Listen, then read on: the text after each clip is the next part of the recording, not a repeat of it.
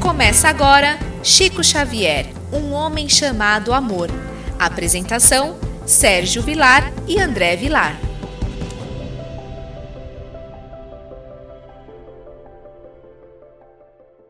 Queridos amigos da Rádio Boa Nova, estamos entrando no ar com o programa Chico Xavier, um homem chamado amor.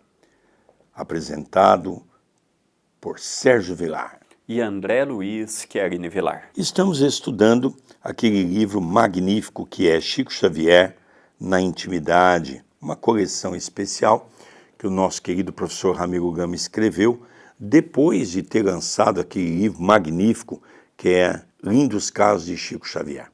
Realmente é uma obra fantástica e esse é uma continuidade desses casos. Tudo bem com você, André Luiz? Tudo bem, querido Sérgio, que alegria em mais um dia nos reunirmos pela Rádio Boa Nova, estudando hoje uma história um pouco maior, mas de muita preciosidade também. E cumprimento o rádio ouvinte que mais um dia se encontra conosco.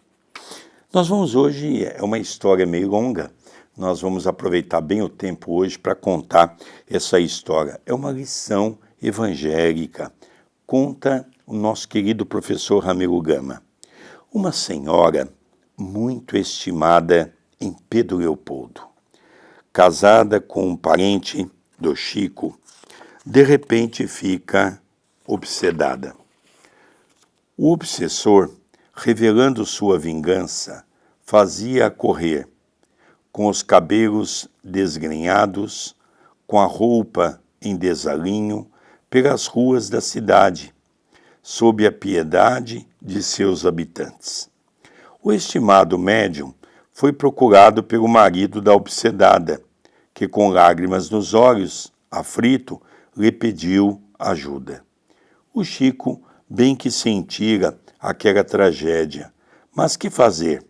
Já havia pedido aos amigos da espiritualidade um remédio e nada lhe viera como resposta.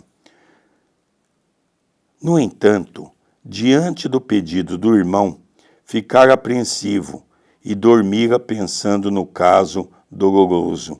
No sonho, Emmanuel lhe aparece e lhe diz.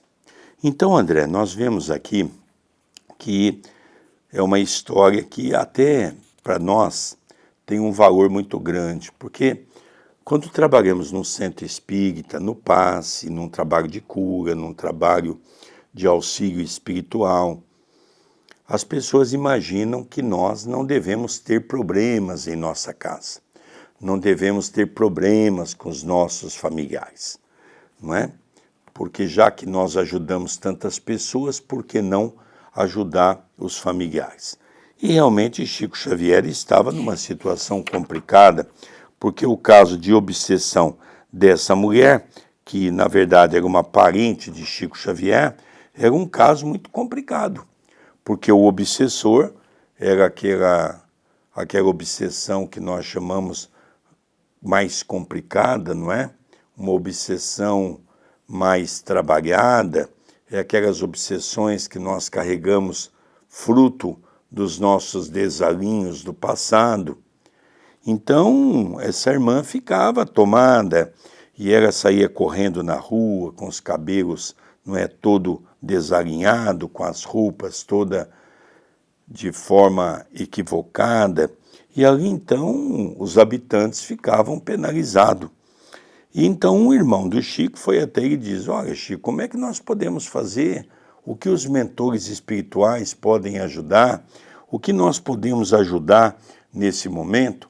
Então nós vamos ver agora qual foi a orientação de Emmanuel para que nós possamos então continuar a comentar esse caso, não é? Confiemos e esperemos em Jesus. A vingança manifestada agora cobra uma dívida do passado, de outras vidas. O obsessor e a obsedada ajustam as contas. Iria trabalhar, todavia, a favor de ambos, e muito especialmente para que fosse permitido recebesse a vítima o algoz como filho. Passaram-se meses E numa tarde, Emmanuel apareceu para dizer ao seu tutelado espiritual que seu trabalho dera bom resultado. A misericórdia divina permitira que a obsedada fosse mãe do obsessor.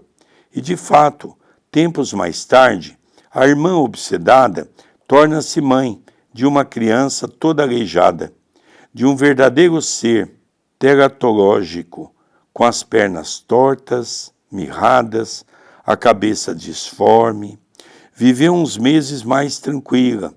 Neste interim, o marido desencarna, e ela fica viúva, e só com o seu filho e obsessor.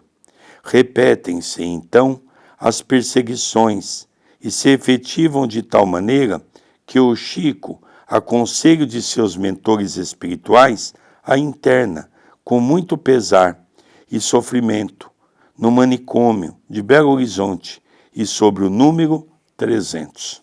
Olha que interessante, o marido dela foi até o Chico pedir ajuda. Chico, em sonho, recebe a informação de Emmanuel que era um problema grave de obsessão, em que ele não entra, por hora, no que aquela mulher fez para o obsessor.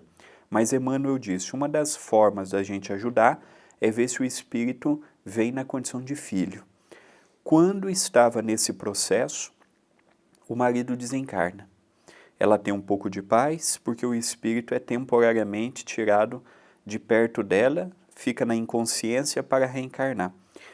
Ela fica viúva de um filho totalmente comprometido fisicamente. E ali ela volta a ter novamente aqueles ataques de obsessão, em que o Chico tem a necessidade, e junto de outros amigos, de internar essa nossa irmã no Hospital Psiquiátrico de Belo Horizonte. Então, de fato, é um caso muito delicado. Vamos continuar a história para nós vermos o desfecho. O médium volta, depois disto, magoado, revoltado, inconsolável, no quarto de sua humilde casinha, num solilóquio comprometedor, desabafa, não está certo. Eu que tenho recebido tantos espíritos de luz, proporcionando com eles aos meus confrades tantos benefícios, não consigo auxiliar para curar minha parente. Então, meus amigos do espaço não poderiam doutrinar o obsessor, vencê-lo com seus argumentos evangélicos? E Emmanuel, aparentando velada tristeza na fisionomia, aparece-lhe e diz: o pretório está aberto. A vítima, que é uma sua parenta, e o algoz, que é seu irmão desconhecido, estão sendo julgados. Você auxiliar-nos-á no que pode, na guarda e organização do processo. Eu procuro advogar-lhes a causa, orando a Jesus. Deus é o nosso juiz. Vamos fechar o processo e pagá-lo? Não. Então, por que esta mágoa, este desespero, este choro injusto? Injusto? Ela é minha parente, minha irmã. Mas então você chora por ela, porque é sua irmã, e as outras 299 que você deixou lá no manicômio, não eram também suas irmãs, filhas também de Deus?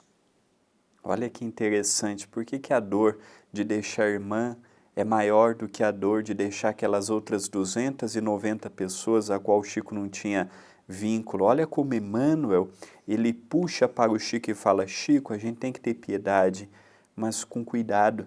Ninguém passa por uma provação dessa sem autorização de Deus. E ali teria para esse espírito, que era parente do Chico, uma grande oportunidade de aprendizado. E aqui também Emmanuel toca na ferida das nossas almas, que muitas vezes agimos pelo orgulho, pelo egoísmo. Nós queremos sempre resolver o problema dos nossos familiares.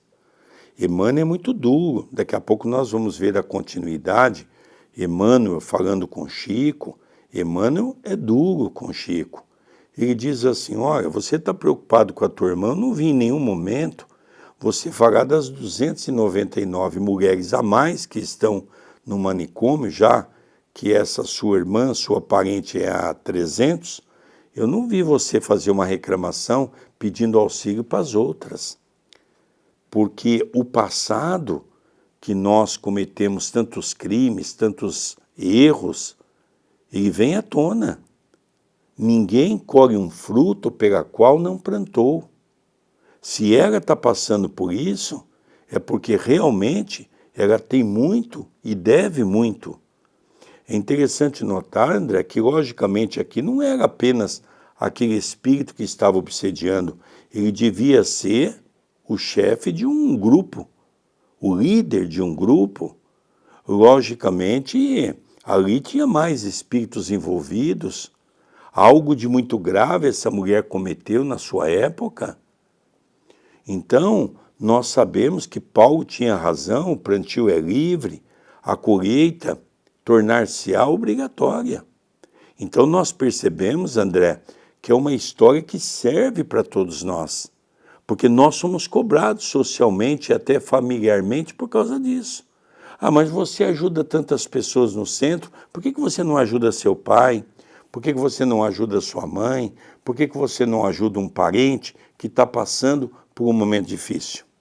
São situações que apelam o nosso coração, mas que nem sempre nós temos naquele momento recursos a mais. O caso do Chico.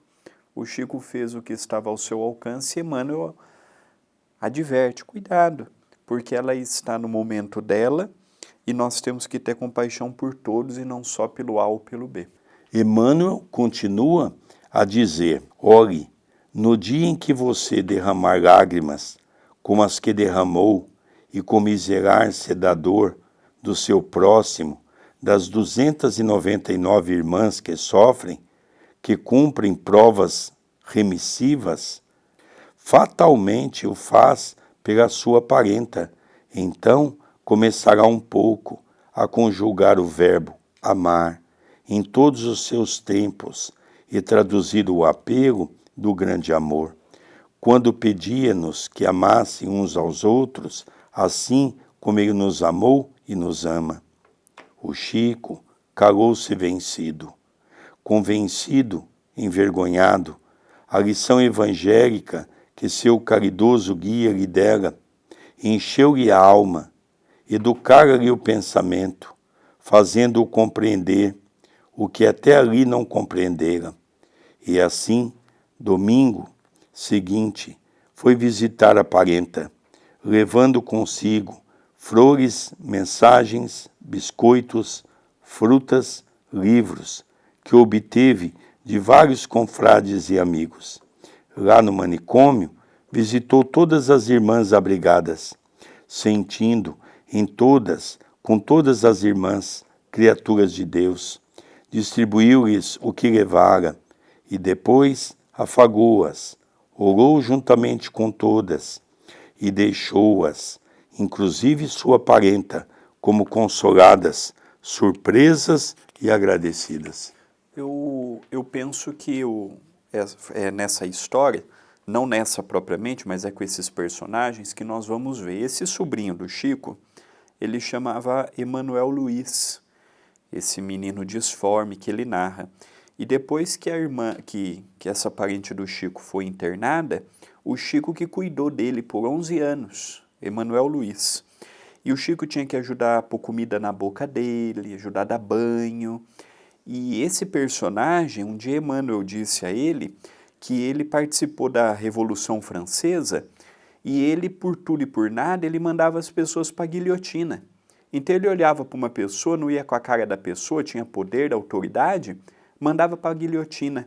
E assim foram centenas de espíritos que morreram por perseguição gratuita da parte dele. E esses espíritos cobravam dele. Então ele teve uma vida muito difícil, foram alguns anos de muita dificuldade. Chamava Emanuel Luiz. Dando continuidade, então, para nós analisarmos, porque as palavras de Emmanuel é muito dura. As palavras de Emmanuel é realmente dura para Chico. Falou, olha, se você achar que deve ajudar só o seu parente, você está no caminho errado, porque nós temos que amar a todos, porque todos que estão ali no manicômio, as 300 mulheres, todas elas estão, de uma certa forma, passando pelas dificuldades da vida, colhendo aquilo que plantou um dia. Então o Chico, André, teve uma atitude, não é? Juntou várias frutas, arrumou vários livros com os amigos e foi fazer uma visita e visitou as 300. Levando uma palavra de conforto, fez prece para todas elas e todas se sentiu confortada. Porque Emmanuel diz para ela, não é só essa que é tua irmã, as 300 que estão lá são as suas irmãs falidas do ontem, que hoje precisa do carinho divino, não é? Vamos continuar essa história então, para nós podermos compreender o que aconteceu. Quando regressou a Pedro Leopoldo, sentiu-se outro, e dias depois, sua parenta foi dada como curada. Teve alta e voltou ao seu lar. Viveu alguns anos em paz. O filho aleijado, com 8 anos de idade, parecia um pequeno monstro. Inspirava pavor aos que o viam.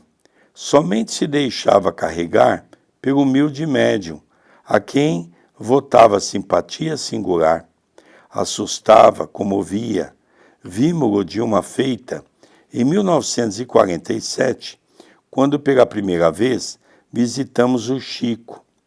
Quando completou 9 anos, aparentando ter um apenas, o aleijadinho adoeceu gravemente, vítima de pneumonia dupla, e o médium recebeu aviso de seu próximo desencarne. E assim, na noite aprazada, o Chico vê chegarem no quarto os espíritos de Emmanuel e do pai do menino. Procedem ao desligamento dos fios que lhe prendiam o espírito ao corpo disforme e, sob surpresa dos seus familiares, desencarna. E daquele corpo feio, aleijado, saiu um espírito simpático, sem aleijão, aparentando ter uns 30 anos, sorridente, como se tivesse ganho uma grande batalha do seu angustioso pretérito, e Emmanuel considera.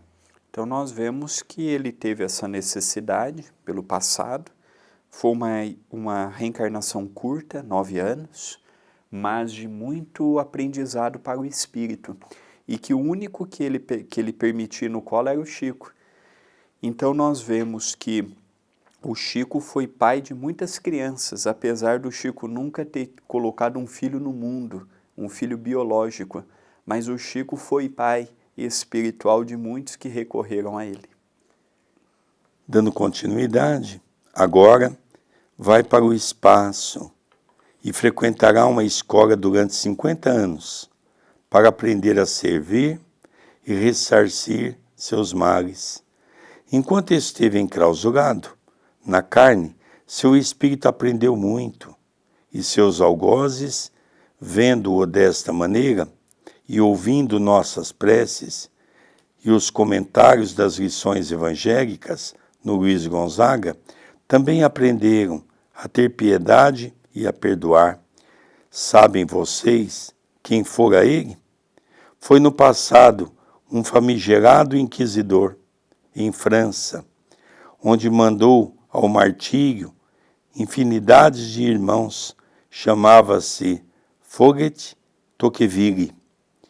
E como que ouvimos na espiritualidade, logo após haver o querido médium nos contado o presente e comovedor caso, os ecos de uma festividade e vozes declamando os versos imortais, que Quinto Varro compôs e constantes do maravilhoso livro Ave Cristo, de autoria de Emmanuel. Então eu tinha falado que foi na época da Revolução Francesa, foi um equívoco da minha parte, foi na época da Inquisição, em que ele na França condenou muitas pessoas à fogueira, à tortura, à separação pais e filhos, tirando fortuna, e ele teve a oportunidade. E ele ia ficar 50 anos no mundo espiritual numa escola. Muito provavelmente ele deve estar reencarnado agora, deve ter reencarnado no final da década de 90, início dos anos 2000, deve estar aí entre nós, dando continuidade. E como é interessante notarmos, né, André, que como é imperioso nós tentarmos entender um processo de uma reencarnação. Uma mulher que um processo de obsessão daqueles terríveis, não é? Que nós chamamos de possessão, acaba Emmanuel dizendo que só havia uma solução, que aquele obsessor pudesse vir na condição de um filho. Ele vem como um verdadeiro monstro, totalmente deformado na sua forma física e mental. Ele vive por apenas 8 anos, retorna para o mundo espiritual já totalmente modificado, porque as preces que ele recebeu e o entendimento que ele recebeu nesses 8 anos permitiu que ele, como diz aqui, aparentava ter 30 anos, já numa condição perispiritual de um espírito que compreendeu pela dor que não vale a pena perseguir ninguém. Inclusive também fala, André, aqui dos outros obsessores, não é? Que o acompanhavam, que também se renderam. Se renderam por conta das preces dos benfeitores no centro. E aqui então nós vamos ver essa mensagem desse poeta que diz: companheiro, companheiro, na senda que te conduz, que o céu te conceda a vida, as bênçãos da eterna luz. Companheiro, companheiro, recebe por saudação nossas flores de alegria no vaso do coração. Nossa querida irmã, parenta do Chico, depois do desencarne do seu filho aleijado, viveu até 1956 bastante feliz e colaborou nas tarefas das sessões beneficiais e públicas do Luiz Gonzaga, e isto com assiduidade e abnegação.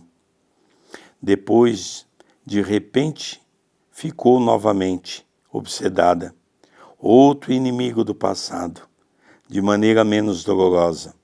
Lhe trabalha o espírito, sofre resignadamente e sem escândalo, a sós, em silêncio, sua prova crucial.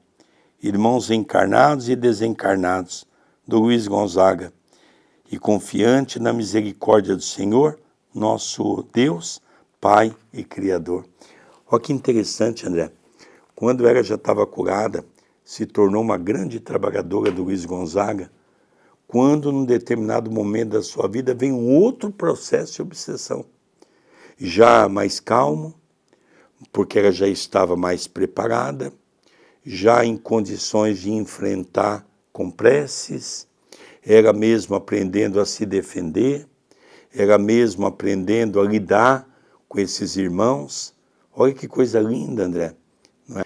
Então, André, nós vemos que em 1956, quando ela desencarna, o Chico ainda estava em Pedro Leopoldo, porque ele muda em 1959, dia 1º de janeiro, não é? E nós vemos como que o Chico atraiu para perto de si também, pela família, pelos amigos, grandes personagens que no passado tiveram uma participação negativa na evolução da Terra. Nós percebemos que essa mulher, por exemplo, que foi parente do Chico, ela tinha uma ficha de muita complicação, ela tinha uma ficha de muitos espíritos que cobravam dela o ressarcimento do que ela havia feito. Então nós percebemos como que a vida do Chico influenciou positivamente em muitos que iam até ele em busca de paz, em busca de amparo, em busca de reconforto, em busca de equilíbrio e de serenidade. É verdade. André, queria que você falasse um pouquinho das obras de Jerônimo Mendonça, que com certeza vai contribuir muito para nós entendermos esse processo do que é um processo de obsessão dentro de uma reencarnação. Perfeitamente. Nós escrevemos como médiuns de psicografia uma trilogia do espírito Jerônimo Mendonça, o Gigante Deitado, começando por Trabalhadores Invisíveis, A Almenária do Amor e o último em Outras Dimensões Espirituais. Essa trilogia, ele vai falar um pouco do que ele viu, ouviu, presenciou no mundo espiritual. E eu gostaria de convidar os amigos que nos acompanham pela Rádio Boa Nova a adquirir estas obras. Você poderá adquirir pela nossa loja virtual, loja.acaminhodaluz.com.br. Vou repetir, loja.acaminhodaluz.com.br. E ali você vai ter a oportunidade de ter conhecimento, contato dessas obras que servimos humildemente como intermediários do pensamento dos espíritos amigos. Queridos amigos, são situações que nos emocionam, são histórias que nos convidam a uma reflexão de que nós hoje, os trabalhadores espíritas, não temos absolutamente nenhuma vantagem e não levamos vantagem por ser espírita. Cada um vai colher seu passado criminoso. Lógico que com a ajuda dos espíritos tudo tornar-se-á mais fácil para vencermos os momentos difíceis. Vamos encerrando o nosso programa Chico Xavier, Um Homem Chamado Amor, pela nossa Rádio Boa Nova, apresentação de Sérgio Vilar e André Luiz Chiarini Vilar. Até o próximo programa. Muita paz.